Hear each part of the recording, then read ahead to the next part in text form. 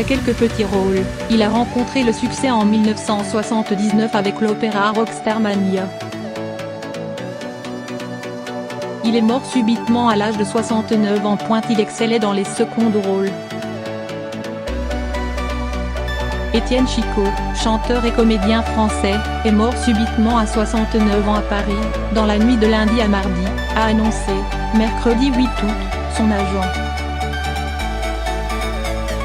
Après quelques petits rôles au cinéma, dont celui d'un policier dans Monsieur Klein, 1976, de Joseph Losey, aux côtés d'Alain Delon, Étienne Chicot, né à Fécamp le 5 mai 1949, a rencontré le succès en 1979 avec l'opéra Rockstarmania de Michel Berger et Luc Plamondon donnait son rôle du milliardaire 0 janvier.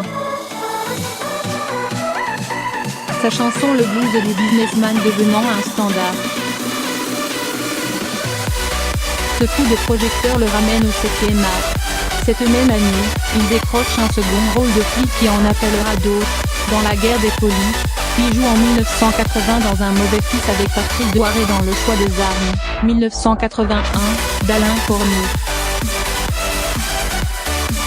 Acteur et compositeur, il a, à plusieurs reprises, pu mêler ses deux passions comme dans Hôtel des Amériques d'André Téquiné, 1981, où il interprète un guitariste ou dans Mort un dimanche de pluie, 1986, où il joue un responsable de maison de disques. Il incarnera aussi un manager dans Désordre, 1986, le premier film d'Olivier Assayas et un animateur d'une station de radio dans Fréquence Meurtre, 1988. Plus de 100 films. Quelques premiers rôles lui sont offerts par la suite, entre autres, dans Le vent de la Toussaint en 1991. Mais les années 1990 le voient se consacrer davantage à la télévision, notamment dans la série Louis la Brocante. Dans les années 2000, Étienne Chicot revient au second rôle au cinéma, mais plus souvent dans un registre comique, comme dans Les Portes de la Gloire avec Benoît Poelvoorde, Gomez et Tavares, Palais Royal, de Valérie Lemercier.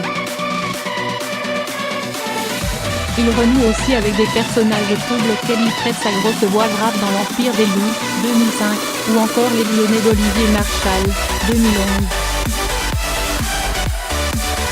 L'acteur au plus de 100 films, également vu aux côtés de Tom Hanks dans Da Vinci Code, a aussi rencontré le succès au théâtre, avec un Molière en 1989 pour Une absence, une pièce de Lolé Bellon.